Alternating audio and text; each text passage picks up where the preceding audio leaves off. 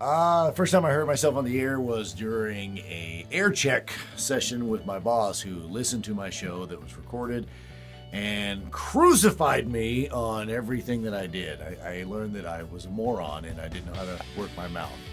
But I got better. It was awesome. The first time. I'm sorry, she told me before. I guess the first time I heard myself on the radio was, well, on a commercial, because it's kind of hard to listen to the radio when you're on the radio. But what sticks out for me is my grandmother. I was working in Cincinnati, Ohio.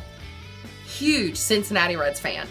She did not think that I had truly made it. She thought radio was the biggest joke ever until she heard me on a Reds on Radio commercial. It was like this 15-second, not a big deal thing. It's just they needed a voice. That was it. She heard that, and then she started telling everybody, that's my granddaughter. She works there. That was what that's what I sounded like. I was 20 years old. It's like hearing your voice recorded for the first time. You you have no inclination how awful you're going to sound. Oh, hey, I hated my voice the first time I heard it on radio. I always cringed. I would turn the radio down, and now I've just gotten used to the horrible sound of it.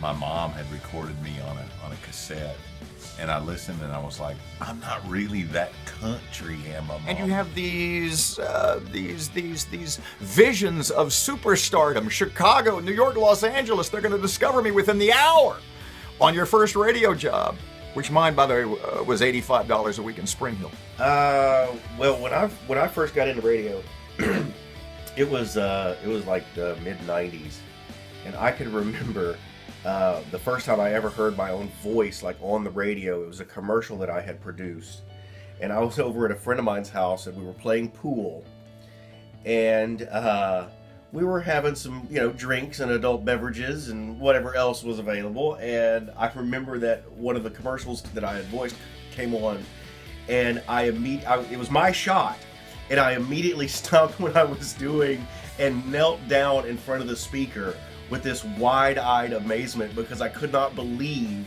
that was my voice coming out of the speakers on the radio. I was a star. But anyway, the first time you hear yourself,